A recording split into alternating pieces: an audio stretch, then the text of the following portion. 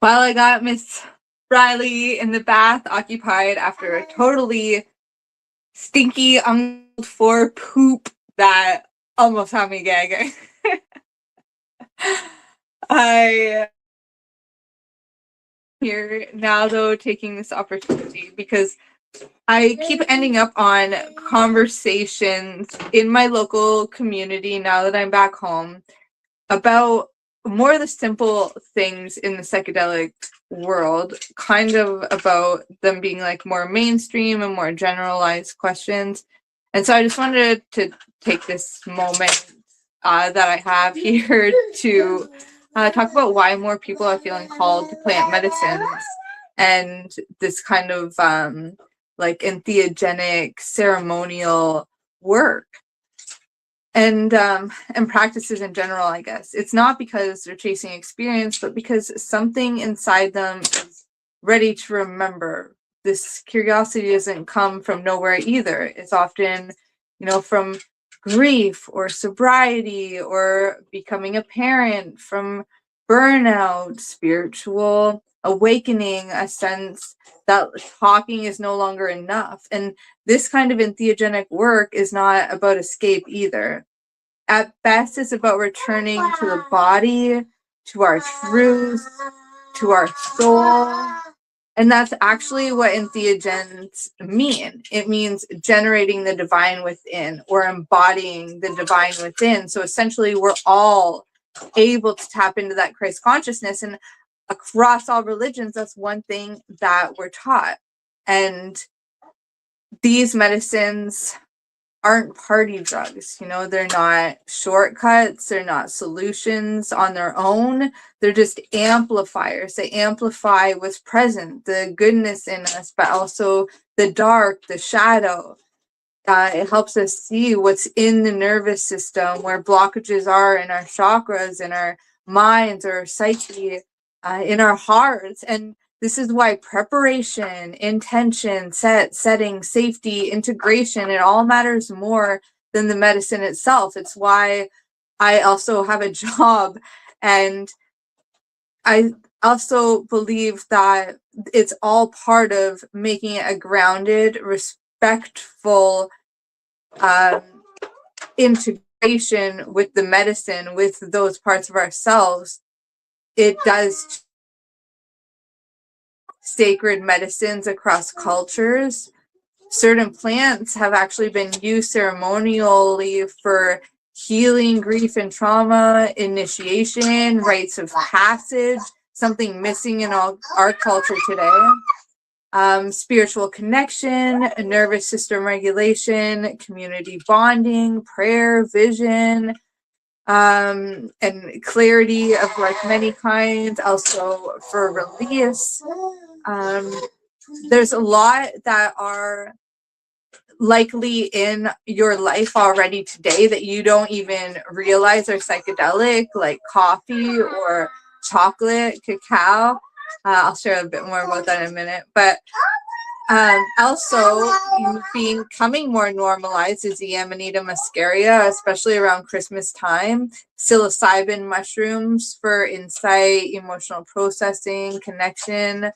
Rapé, Hapé, tapping into that sacred tobacco on the medicine wheel, but in a new, well, not a new way, an old way, but it's kind of new to our world now, like here in Canada and things. Yes, it's common and ancestral in parts of South America, but in North America, it's coming here now, and it's a tobacco snuff. So not just smoking and smudging with it, but being able to bring it into our body and not through smoke, but in its purest form after being chanted, is very grounding and clearing. It's also really good for this time of year, physically, when people are getting stuffy, and it can help clear a lot of things out.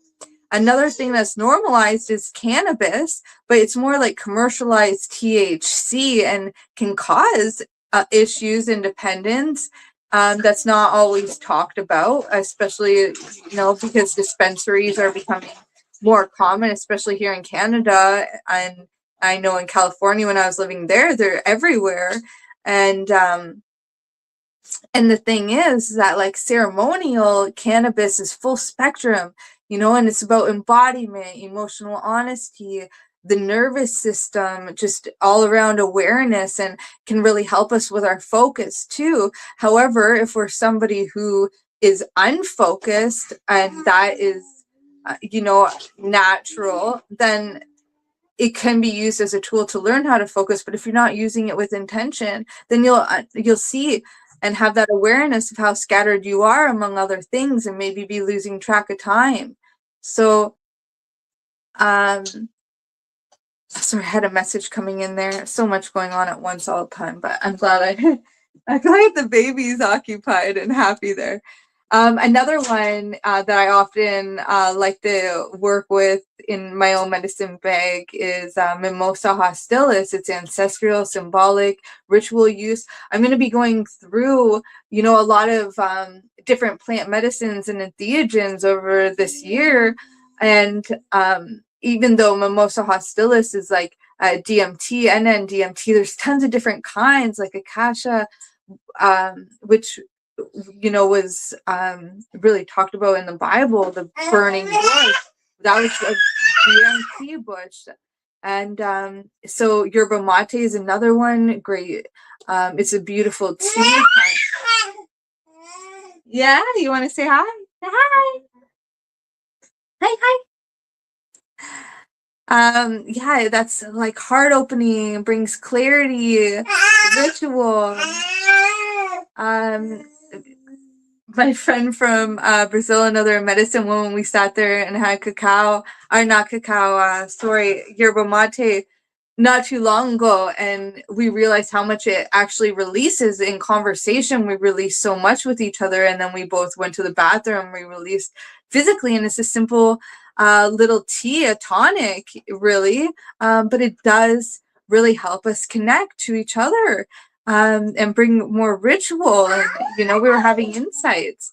Cacao, when used in a sacred way, is very gentle and opening, and can soften grief and tap us into more of our heart center. And each medicine has its own spirit. Also, nutritionally, every food has a spirit, and when you're foraging, every plant, every animal has its own spirit and lineage and sacred responsibility. And this is why integration is the work. This is why, you know, I've built my life around this one word. The experience itself is not the healing. Healing happens in how we relate to what the medicine reveals. Without integration, the insight fades, patterns return, the nervous system becomes overwhelmed, spiritual bypassing can occur, which is almost like gaslighting ourselves. But with integration, insights become this more embodied, and habits shift naturally, and grief can be metabolized, and self-trust deepens. And this is where my work lives. I talked yesterday about the GRACE model, and that works with entheogenic integration and psychedelic integration as well. I approach most of my work in my life with the GRACE framework, especially when medicine is involved, because the G is about grief awareness, and medicines often surface this unresolved grief and personal, ancestral, relational grief too. R for regulation, A for, you know, just around, or yeah, sorry. I'm all distracted. I think Riley's ready to get out of the tub, so I'm gonna have to hurry this along. But go check out the GRACE model from yesterday. A was for the attachment, and you know, the medicines will show us where we're attached, and what maybe our addictions are, and where we might be resisting change. You know, that could actually help us. So, for that compassionate integration, that's where we translate insight into daily life without forcing any kind of change. And then we got E for embodied remembering, the wisdom, not just the mind or the story that we tell ourselves. the medicine, you guys, it really does open the door, and integration teaches us how to live on the other side of it. Check out. She's so funny. The other day, I thought, oh my God, is something wrong? She was so tense in her body and screaming as soon as we left the bathroom. And I was like, oh my gosh, like, is something really wrong? Like, she eat something because she's exploring so much. But really what it was is that she saw the sink and the mirror and she wanted to do exactly what she's doing right now, playing with the toothbrush in the sink and in the mirror. So silly. But she'll be occupied here for a minute. So yeah, I come to this space, you guys, with my own reverence, that grandfather teaching around like humility and respect. Also my own lived experience. Sure, I have tons of different certifications. I am a forever student, always learning, reading, practicing, investing into different courses, working in the trenches essentially of this life, you know, the light and the dark. I am on that full spectrum when it comes to my clients and my own lived experience. You know, I've witnessed not only in my life but through this work, professionally since 2017, but I was doing this work for long before that. And I understand and have witnessed how these medicines support deep healing. They reveal truth with precision, invite responsibility, not that escapism that comes with addiction. In fact, it's very hard to get addicted to these things. Some synthetic ones, we do see things when we're getting into isolation of different compounds, like with THC, we can see some addiction showing up or some escapism. But with the entheogens, the whole full spectrum, and a ceremonial intentional use, it's oftentimes very good for us and can recalibrate. I've also seen how lack of preparation or support and integration can cause harm. So, you know, I'm not saying that this is for everybody. You know, in fact, I'm saying the complete opposite. I'm speaking to the one who's still with me, being like, yes, I get this, not the, you know, other 80-90% of people that didn't even turn this video on. You know, and this is why I also don't position myself as a provider. Instead, just, you know, someone who is like a guide on the side of this wild ride, you know, an integration support, a nervous system informed support. You know, it's about, you know, just having this grounded presence. I am real, but I'm also, you know, a mom. The people I'm mostly working with right now are referrals because I established my business well enough through relationship building that I was still able to take on clients while being at home with my kid. And, you know, and I'm still in that space right now. You know, I'm showing up with her on calls and here, you know, and but that's the grounded work that I'm doing in this integration space and integrating life. And also getting into everything, eh, sweetheart, but also that presence with ceremonial work. And you know, I guess what I'm really trying to clean up this mess too. I guess what I'm really trying to say here is that if you're integrating past psychedelic or ceremonial experiences, or, you know, curious about, you know, these steps through addiction recovery, like Carl Jung had and Bill Wilson really wanted the 12 steps to be, you know, they were working with psychedelics, which got taken out. They were more about spirituality than religion. That got taken out, and those systems aren't working very well anymore.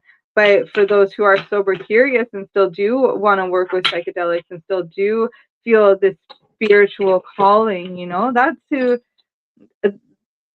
I'm talking to right here, you know, and that's who I am, and that's how I'm showing up.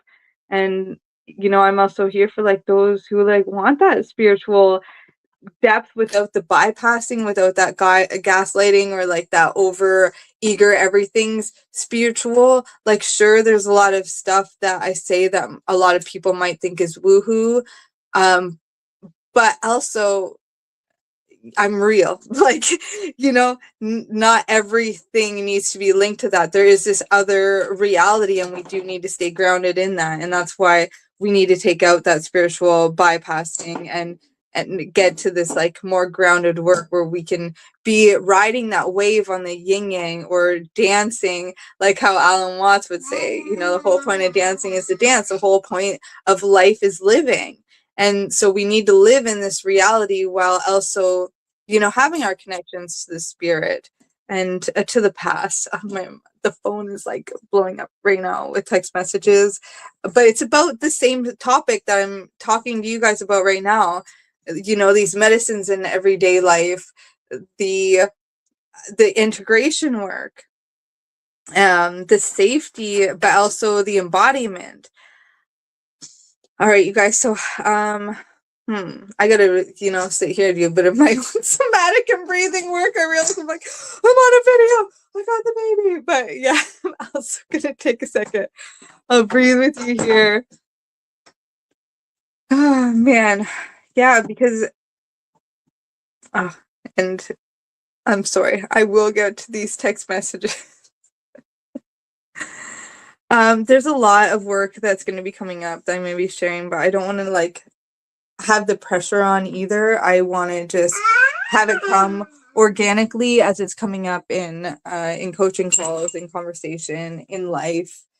Just share when I can, from my home or wherever I am, with the kids, with whatever it is that I'm wearing or however messy my hair and house is, so yeah, if you're feeling the call, it doesn't mean that you need to act immediately. I'm definitely on mom life schedule right now, but if it means something to you, or if you feel that something's waking up, let's just talk. It deserves care. If you're curious about entheogens, ceremonial practices, integrating past experiences, if you want someone grounded, compassionate, someone to support you, we can work together directly, or just see what that may look like. A lot of what I do is all donation based, so there is no pressure. You can find out, more about me, resources, work I've done, certificates I have at elementalgrowth.org. This is just a respectful doorway, a way for me to gently put myself out there without the pressure, but also when I feel inspired, there is that outlet to get a little bit creative, to share what's still in my heart, even in motherhood. And yeah, this work isn't about doing more, it's about integrating what's already been revealed. It's about just this being human. So for now, I'm just going to say goodbye. Get Rylie in there. Say bye. Say bye. Say bye-bye. Love you. Mwah. You going to share that? Mwah. Hey, yeah, so we'll talk again soon.